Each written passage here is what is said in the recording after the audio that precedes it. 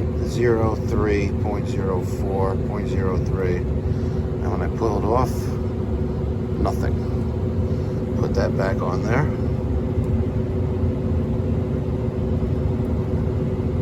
0.04. We have air pressure from the blower motor affecting the pressure coming out of this tube. And that tells me that air pressure is making its way in through cracks of the heat exchanger, and then it's being registered by our digital manometer because that's moving. We have a compromised heat exchanger, and maybe that explains why that's making as well. Overheating issues possible, but I bet you we got a dirty coil too. What's going on, ladies and gentlemen? Thank you so much for tuning in. It's me, Mikey Pipes. Sunday morning, 7:45 here on November 24th, 2024. I got an emergency no heat service call a couple towns over. Should be about a 10-minute drive. Very little traffic on the road here this morning. We have an existing maintenance agreement client, residential, that's got no heat.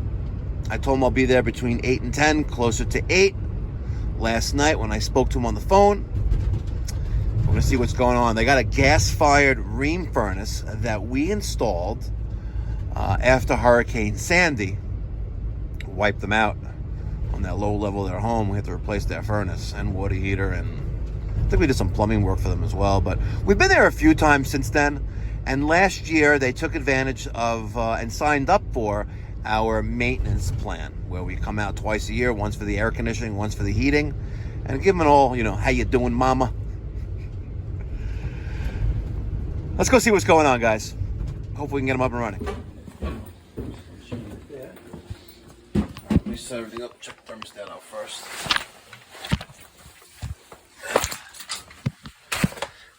Let's see if we got any. Looks like we got a flashing light in there. Thermostat is on or off right now? It's on. Okay, let's go see. Once the fire's up, it starts, it blowing cool. Interesting. So it's set for, now it's set for 70. It's reading 65. Right, and it'll react. You'll hear it kick on. You'll hear the furnace start. All right, I took the red wire and the white wire. This is power. This is the heating circuit. We jumped them, bypassing the thermostat, and let's see what's going on. All right, back to this window and see what we see. Just one flash, green, one green flash. Interesting. All right, let's take a look under the.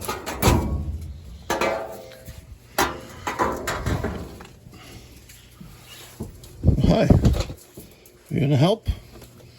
Wow, yeah, you really want to help, huh? What? Daddy's calling you.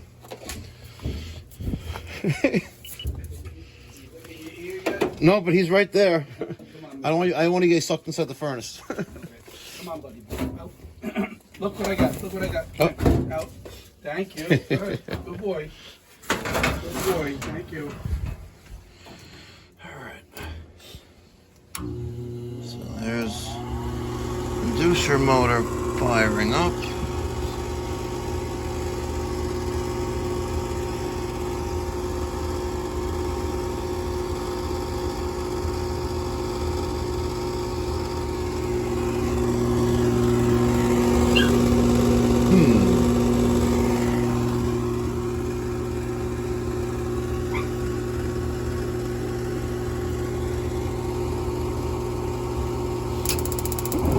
There's ignition.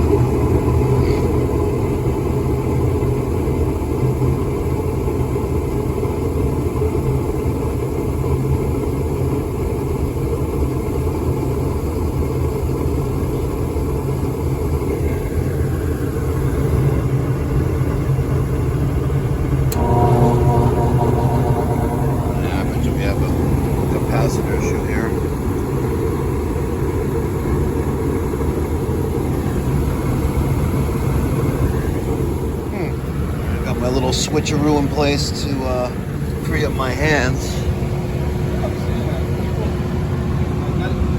Yep.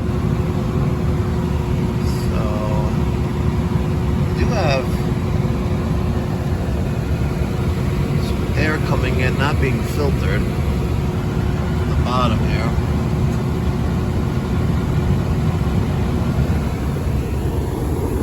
She is running.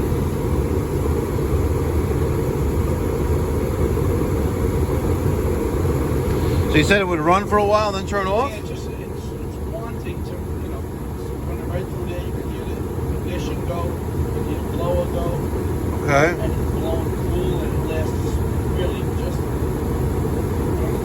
minute, it shuts down.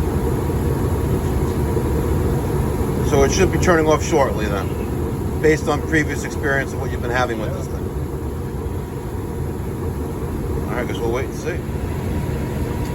Well, let's put the thermostat back into operation, and we'll see if that's the cause. I got my thermostat wired,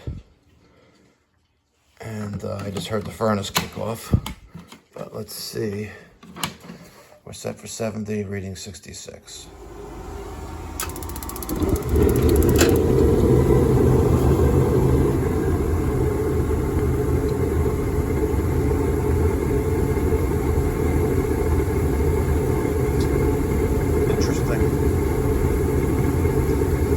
Very interesting. Look at that blower to keep on. Use the blower.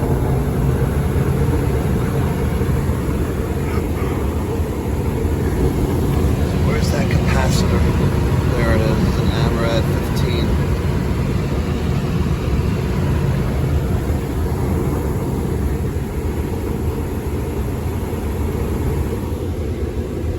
Hey, get out. No.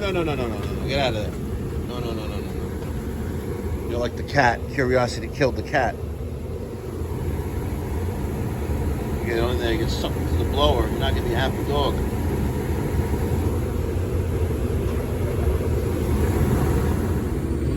Alright, so the one blink. Soft lockout. Reset system. And start over for beginning. And everything works. Happens to be a soft lockout. Interesting.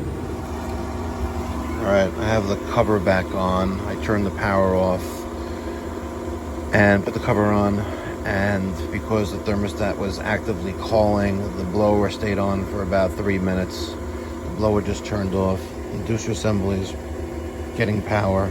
Pressure switch is sensing that. If the other safety devices are in order, we'll have ignition, spark, igniter. Spark. Flame rod will sense that. Which is wire in there. And once a certain amount of time has passed, the integrated furnace control will send power to the blower motor and turn that on. Looks like we just had maybe a soft lockout, something went haywire and it turned itself off and needed to be power cycled. Maybe there's something wrong with the IFC. Don't know because it's working now.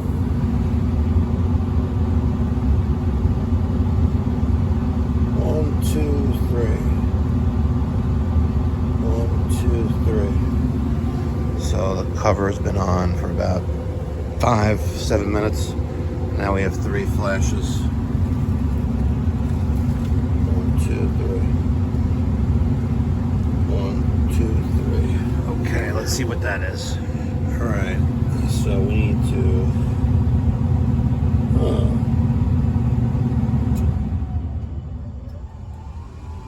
Okay. Those 3 flashes are, airflow, checked for restrictions, limits, rollout switches. Things like that. So after a brief moment, looks like maybe the high limit plenum sensor possibly was the culprit. Inducer motor's getting power, spark ignition, flames being improved, and then the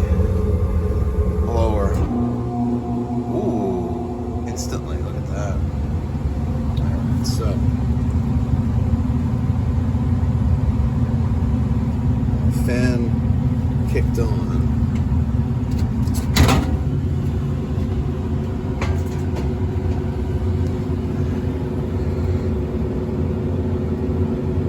Flame went out. Now we have that solid green lighting.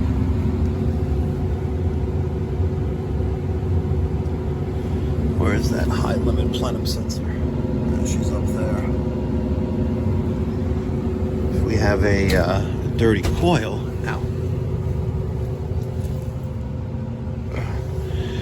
if we have a dirty coil, we could be restricting airflow. That could cause that plenum limit sensor to sense that heat and turn off. But what just happened now? Good question. Let's wait and see what it does. Alright, so the blower was on for a little bit, about 2 minutes. Turned off. Our inducer assembly just kicked back on. May have to deal something with that condensation that's dripping down the inducer assembly.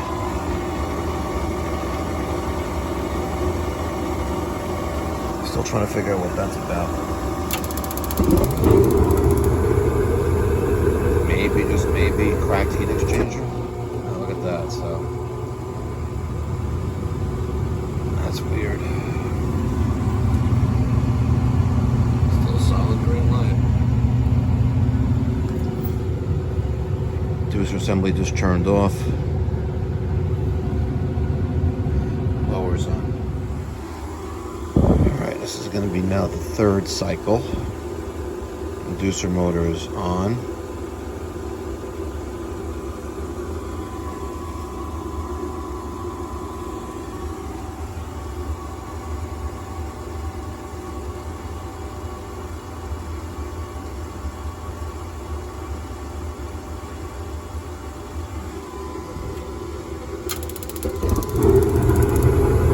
Got ignition.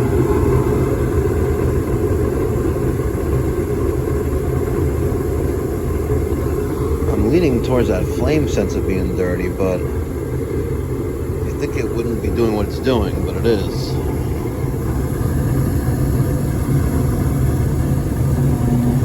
There's the fan.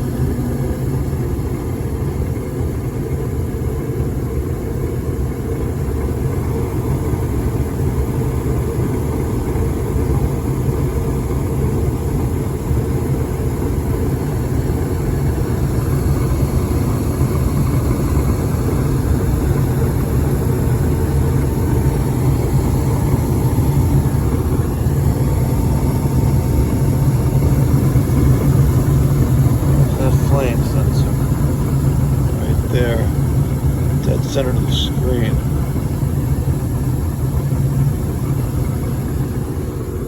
Now she's running. Could have a board issue, possibly. Alright, so we have 3 flashes again. That's going to be a limit that's out. And I'm almost willing to wager that we have a dirty coil restricting airflow.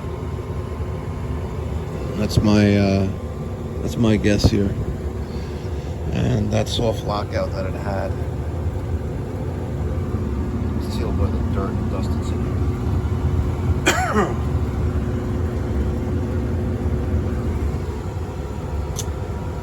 That's a big giant coil too, you know what I mean? Damn.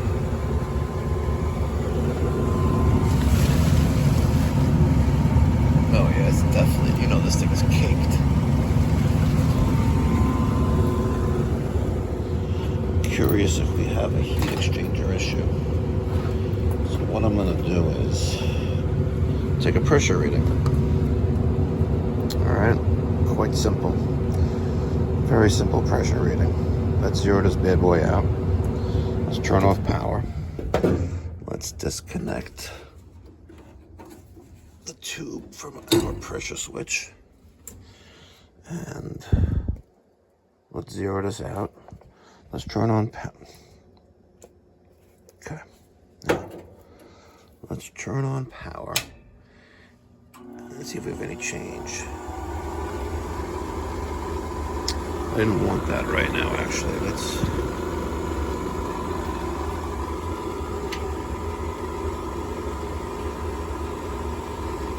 I want to see if we have a pressure change when the blower turns on with just this thing sitting in the ambient air right now, right next to the furnace. Let's see if that moves. Alright, so we have flame. We're at 0.00 inches of water column. Let's see what happens when that fan turns on.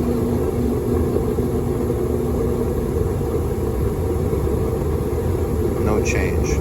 Alright. So now, let's kill power. Wait for the blower to turn off. And we're just going to turn the blower on and hook up our pressure switch. Alright, once the blower turns off, hook up our pressure switch tubing to our manometer and see if that changes when the blower kicks on. If it changes when the blower kicks on, we have a cracked heat exchanger, and we'll have to deal with that.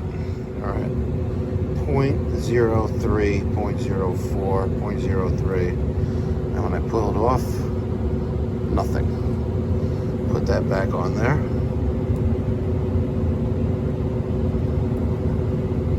0.04. We have air pressure from the blower motor affecting the pressure coming out of this tube. And that tells me that air pressure is making its way in through cracks of the heat exchanger, and then it's being registered by our digital manometer because that's moving. We have a compromised heat exchanger, and maybe that explains why that's negative as well. Overheating issues possible, but I bet you we got a dirty coil too. And that's why I say it time and time again. If you ain't testing, you're guessing. This service call is a perfect example of why my team and I carry personal carbon monoxide monitors in our pockets when we service people's homes and their buildings. Carbon monoxide, you can't see it, smell it, taste it. It's the invisible killer, and we protect ourselves with the top tits CT series model 580. All right, ladies and gentlemen, I hope you enjoyed this emergency service call video on a Sunday morning. I spent an hour and 15 minutes on site and confidently diagnosed a compromised heat exchanger, witnessed the system turn on and off about 20 times with that 3 green flashes, which is an airflow or overheating issue. Makes perfect sense.